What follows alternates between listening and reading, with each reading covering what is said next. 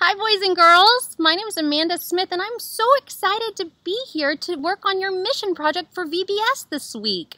We are going to serve others in our community and we're going to do this by making some love packs to give to homeless people.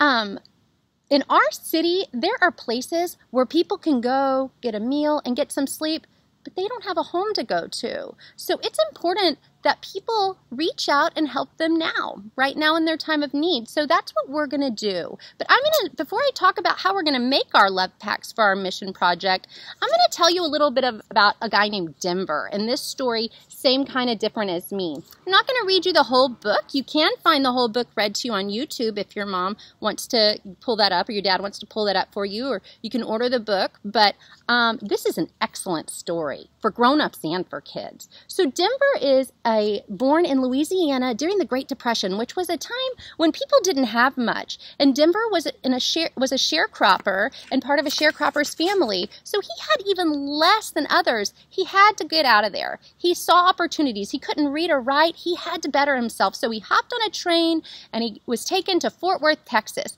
When he got off the train, it was not like he had hoped. People were not treating him well. He wasn't being received with open arms and love, and he ended up being homeless. And I'm going to start the story after Denver is feeling really down on his luck after getting to Fort Worth. All right, so Denver spent a long time living as a homeless man. Being lonely, poor, and hungry made him mean. He slept outside under bridges, on park benches, or near the front steps of churches. He hoped some of the nice church-going folks would help him or give him some food, maybe a sandwich or a hot cup of coffee on a really cold day, but no one ever did. No one cares about me, he thought. At night, he would look up at the sky full of stars. Is there really a God up there, he wondered? Does he love me? That's really sad. He's not feeling God's love. Let's see what happens next.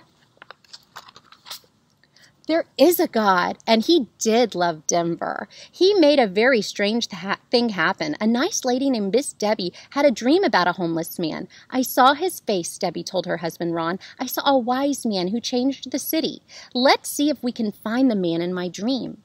Debbie and Ron searched everywhere, but they couldn't find the man in Debbie's dream. Miss Debbie and Ron went every week to help at a homeless mission. They gave out food and clothes. They also taught homeless people how to read and write so they could get jobs.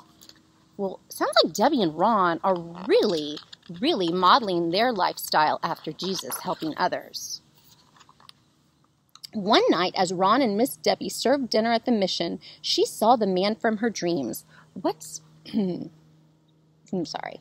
What's your name? She asked. My name is Denver. I'm a very bad man. Leave me alone. But Miss Debbie wasn't afraid. You're not a bad man, she said softly. You're a good man, and God loves you. So do I. Denver had never heard anyone say God loves you. He had never heard anyone say, I love you. Her words made him feel less angry and lonely. That night, as he lay in his cardboard box, he thought about the nice lady with the kind voice. Is she an angel, he wondered? Everybody can make a difference. Denver and Miss Debbie became friends. She told him about God. She taught him how to read and write. Ron taught Denver how to paint pictures. He took Denver to art museums, and they became friends. Pretty soon, Denver started to feel happy. He knew that he would never be alone again. God would always be with him. I am not a bad man, he thought. I'm a good man. God loves me. God made me. God gave me friends. Denver was so thankful that Miss Debbie and Ron loved him that he wanted to help other homeless people too. Denver and Ron traveled across America, asking everyone to help the homeless people in their cities. People read about Denver in the newspaper. They saw him on TV. He was even invited to the White House to meet the president. Denver told people about living in the cardboard box in the bushes under the bridge. He said that no one had ever loved him until Miss Debbie and Ron, and that they had introduced him to God and his love. Miss Debbie was different from anybody I had ever met, and I was different from anybody that she had ever met. But with a big smile, he said, I finally figured out that she was the same kind of different as me. This is my favorite part of the story, boys and girls. Denver had learned that nobody can help everybody, but everybody can help somebody. And he wanted to spend the rest of his life helping as many somebodies as he could. The next time you see a homeless person or a poor person, think of Denver. Remember how he was able to change his life because Miss Debbie was kind to him and said, God loves you, and so do I. You can help somebody too. And boys and girls, that's what we're going to do. We're going to make what's called a love pack. So your mom and your dad can help you collect a bunch of supplies, and all you need is a Ziploc bag to put them in. And something, it's got great stuff too that can help them right now. A bottle of water, a pack of gum, toothbrush, toothpaste, soap, things like that that we take for granted that we always have from H-E-B in our bathrooms.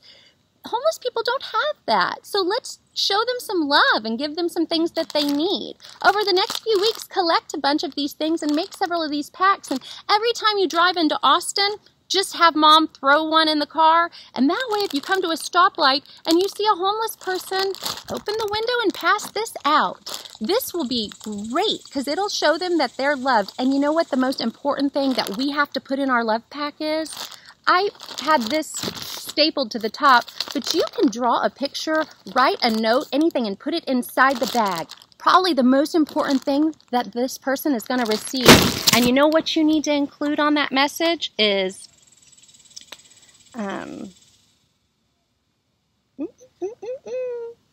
God loves you, and so do I, or something to that effect. So, boys and girls, get out there, make a difference, help one person at a time, and let's show people that they haven't been forgotten. God's always there and loves them, and so do we. Thank you. Good luck, guys. I hope you enjoyed this. Send some pictures or some feedback about your experience to encourage others, because we can all continue to do Jesus' work by helping others, and that shows people that God's there and God loves them. Bye. Have a great time at VBS.